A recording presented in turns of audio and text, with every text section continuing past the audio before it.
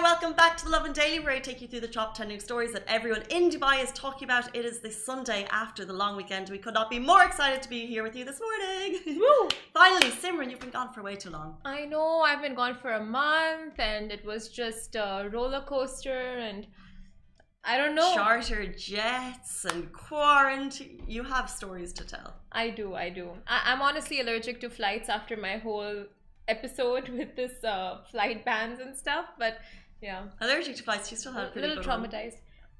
That was my last flight, and I have to say, my last flight was a banger, but no more flights after because this. you knew it was going to be your last flight for a very long time. Yes, no more flights for me.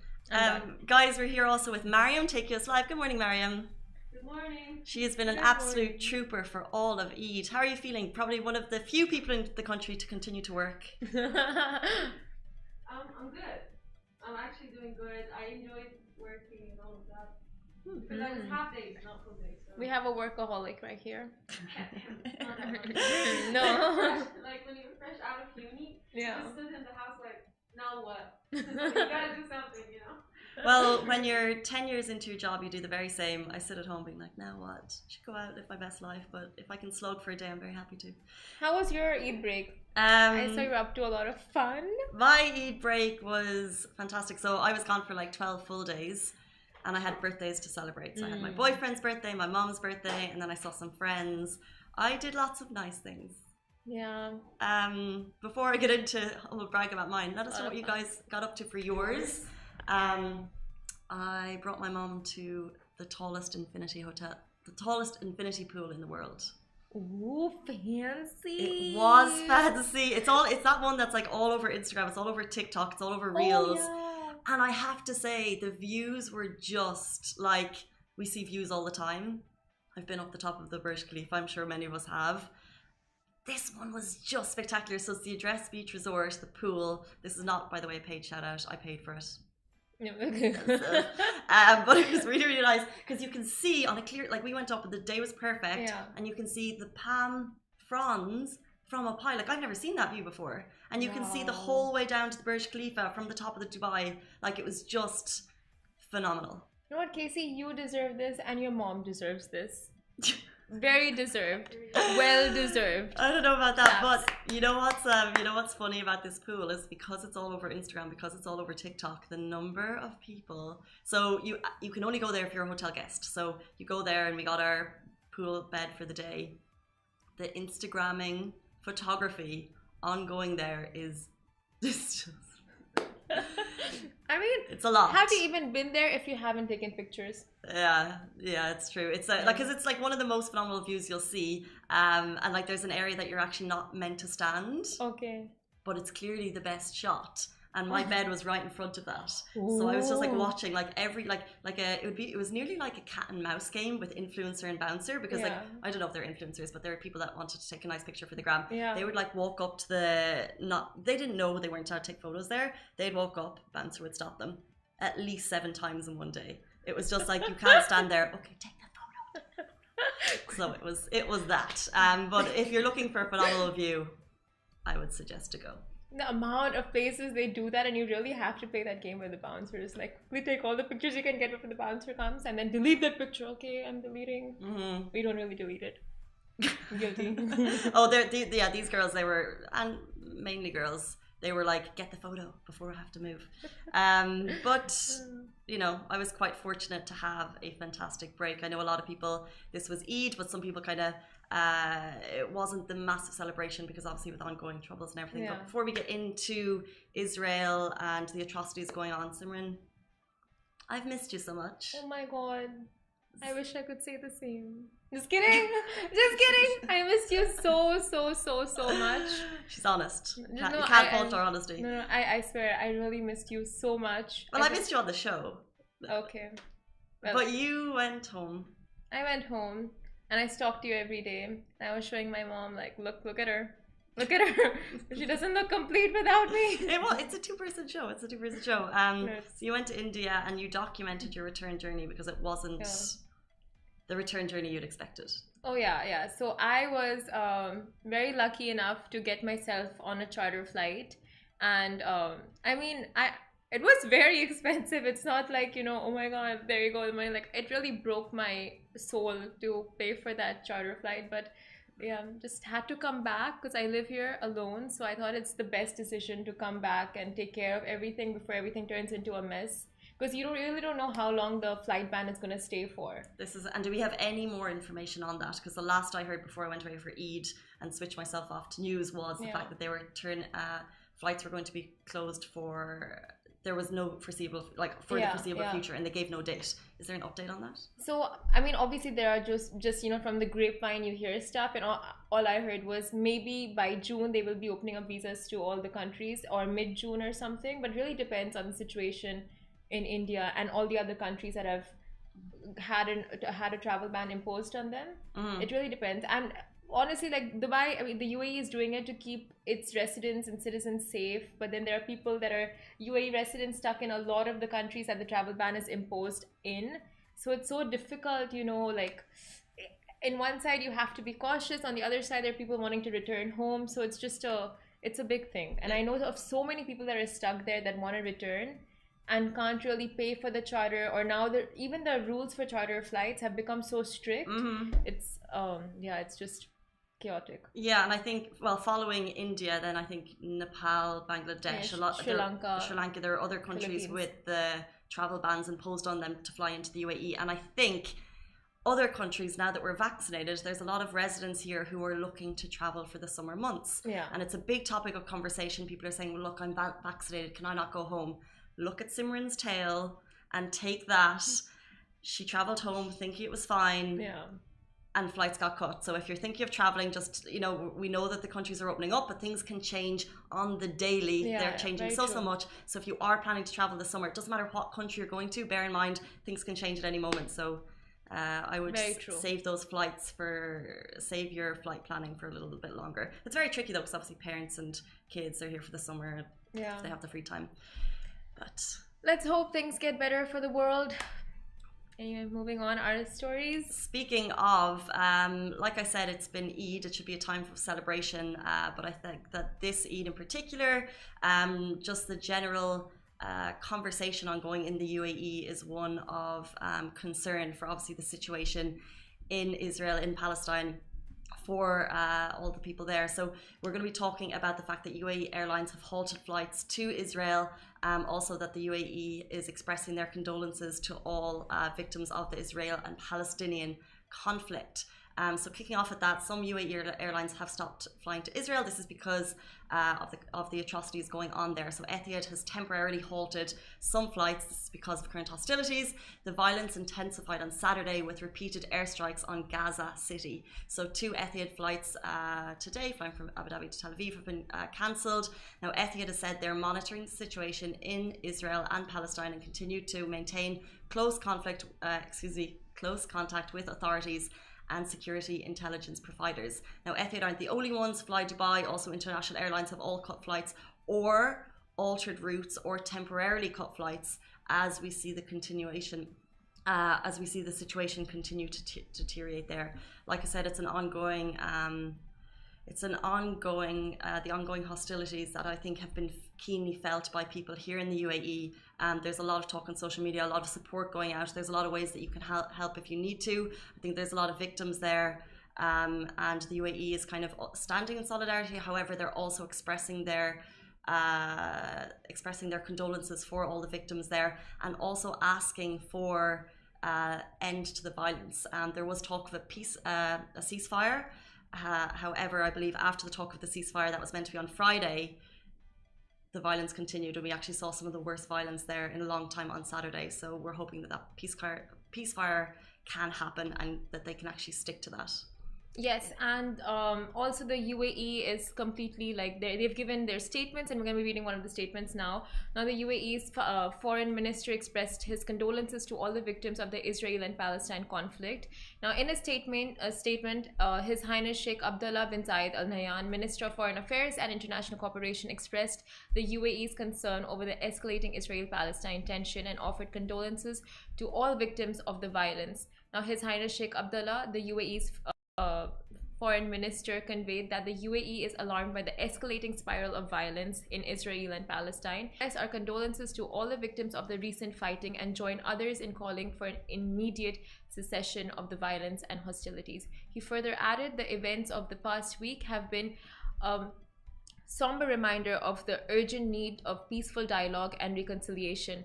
We reflect on the promise that the Abraham Accords hold for the current future generations to live with their neighbors in peace, dignity, and prosperity. Sheikh Abdullah concluded by saying it is the true mark of leadership in this moment of crisis to refrain from provocations and reprisals and instead to work towards a de-escalation of tensions.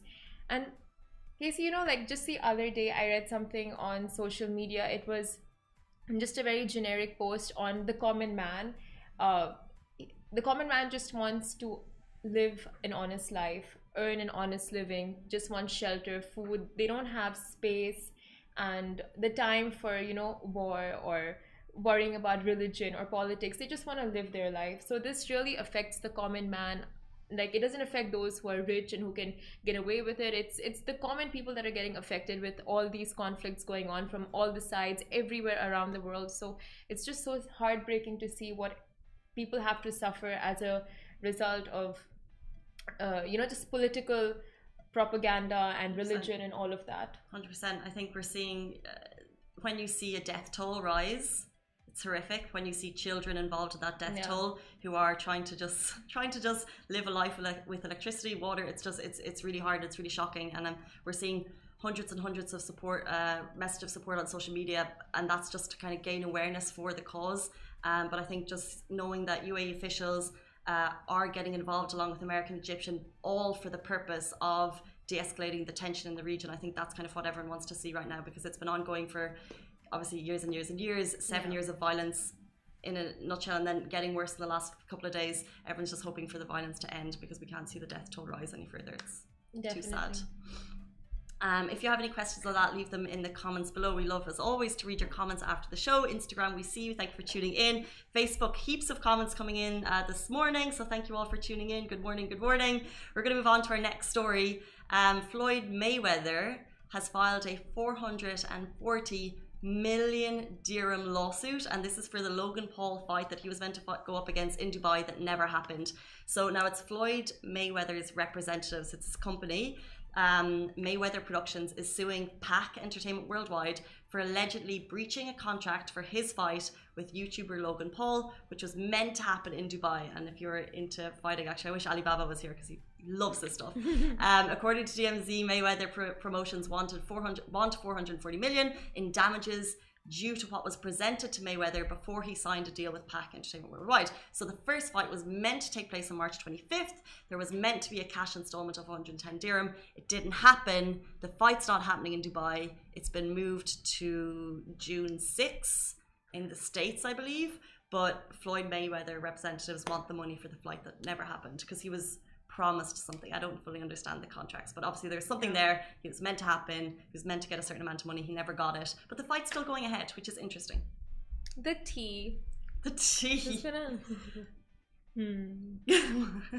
Interesting. Do you follow YouTuber Logan Paul? Yeah, well, just the YouTube dramas in general.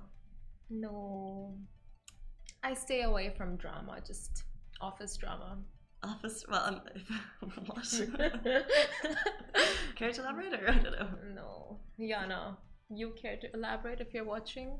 Yana? I don't know, Yana and Simran have a thing here. So you don't follow the YouTube dramas? No. So neither do I that much. However, but it's just so interesting. So Logan Paul is a YouTuber who is about to make hundreds of millions of dollars from a boxing fight with an undefeated with one of the best fighters in the world. How on earth they were going to come together and fight? But they were going to make massive amount of money for it from a guy who is very skilled at creating content and YouTube titles versus one of the best fighters in the world. How they thought that, but it's still going ahead. I 100% want to watch this because obviously Floyd Mayweather can pound him to a pulp if he wants. I'm scared for Logan. But he's doing it. You do it, Logan. Do it for the money. You get this. They get paid for it, right? This fight was good. Like, it's a charity. Is it charity? Is it? No, I don't know. No, these fights are. There could be some of it going to charity. I'm not sure, but like in general, these fights hundreds of millions of dirham. This is $440 million. It's our AED dirham, so I think it's $110 million. That Floyd Mayweather was expecting for the fight. That's one person. These, because they streamed them, they get the streaming rights. If anyone would like to sell Lovin to buy the streaming rights, we're available. They stream them all over the world, and people will pay. All of you, like Logan Paul's supporters, will pay like $30 or something. Correct me if I'm wrong. To watch that specific fight. If he has millions of followers, they'll all pay for it. They make so much money. You know what, YOLO, life beats you down one way or the other, so might as well get beaten up by Floyd Mayweather, you know. There you go. Might as well. Logan Paul has been through it with the beatdowns online, so. Oh yeah, that's true. There was a lot with Logan Paul. There's a lot. But talking of beating down, we feel beat right now coming out of a 5-day weekend. I know I do. Coffee. Yeah. I have my vegan yogurt. YOLO starts the week. These health fanatics. But Yana's here to fight me. Yana's here to fight me. Oh, that's interesting. Yana's who's gonna pay to watch Yana and me fight? I hope nobody. That's just not. No, we are against violence here. Please, Yes. please. But Social this distance. would be a controlled arena because it was meant like Etihad Arena. They do these fights quite regularly. Okay, well, tune in for a fight between. Do you wanna come in here? We just need to because like I think Yana has it in power, but Simran has it in scrappiness. What? In the left corner. I have claws. I have claws. Okay, Yana. Thank you. Hi. Simran. Okay, let's vote. Who's gonna win? I have Who nails. would you pay to see in a fight? Maria. I have nails. Who would you win? Who do you think? Who do you think would win? Who do you think would win? With no offense to both of you. When you start a sentence with no offense to both of you, expect offense. It's okay. I It's feel gonna like, be bad. But but I'm gonna vote Yana. Sorry, Simran. Next time. Next time. ouch. I'm gonna go with Simran. She's going to be on the ground like scrapping you out or something. I just think that she's got you. I really do. Oh my god, Anyway. Casey, you the real one. Maria has the height over you. No one likes you, Mario. Oh, those are just heels. We are the same height. No, I'm a little bit taller than you. Okay, whatever. Anyway, I moving still on. have a lot. If you would like to see the Simran Yana fight, if more than 1,000 of you say that you're interested, we'll make it happen. So please We will. I'm down. give us something to do this summer. Yeah.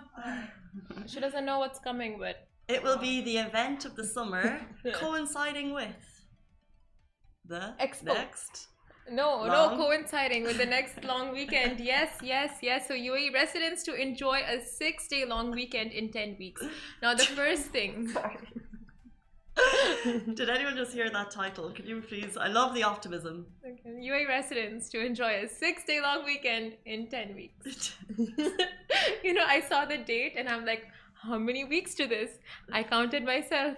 10 weeks. 10 weeks. I have big plans. Traveling again. Never. 2.5 months, 10 weeks. Okay, I'm down with that. It's 2.5 Sunday. We're weeks. excited. Months, yeah. Yeah. We have all of July, we have a little bit of May, we have June, not July, like it's mid-July. But anyway, the first thing that we all think of as we come out of a long weekend is, when is the next long weekend? 100%. Yeah. I was Googling it. What were you Googling? When is the next long weekend?